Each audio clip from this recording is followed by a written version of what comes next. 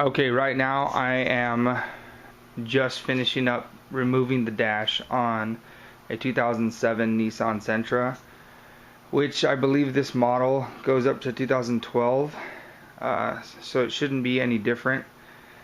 I learned that there isn't much as far as a tutorial online to get this thing off, so it took me a few hours because I didn't want to mess anything up.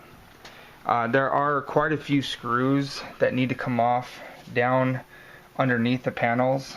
Right around here, all the lower paneling needs to come off, and of course the center where you would do the normal stereo removal. The stereo removal is really simple. There's literally 4 screws that need to come out. Just remove the top plates. Those are pretty simple. Just to get a door popper, one of those, any kind of screwdriver. Just be gentle so you don't scratch anything up. The center console is probably the hardest thing.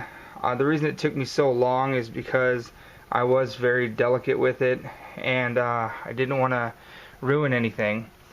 I would say the hardest thing to do, right there, that's the airbag, and those bolts are what hold most of the dash in so that it holds down. If you look over on the actual airbag deployment area, there's a bolt coming out of that, and there's a nut that's held onto right there where the airbag is in place. Be sure to disconnect your battery before you do any of this work, because the airbag could go off.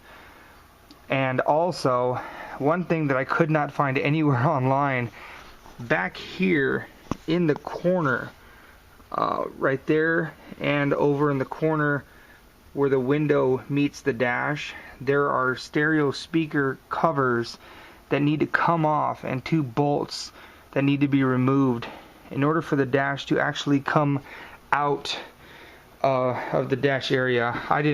It took me a while to get to those because they're not easily removable. You have to have the right size socket. The actual wrench, the socket wrench, you have to use a small one because a big one won't fit in there. And another thing, I noticed that there's a lot of minor little screws on the sides that somewhere right around this area, there's some screws underneath that you have to get into.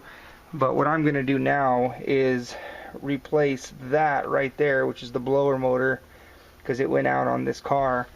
So now that I have it disassembled, it shouldn't take me very long to put back together.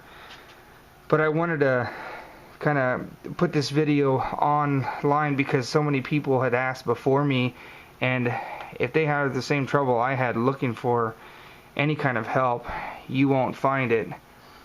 If there's any questions that I can possibly ask, I would be more than happy to, but I'm no expert. I'm just I know how to put a few things together on a car. I just figured this shouldn't be too hard of a part to replace, but I had no idea it would be somewhat difficult.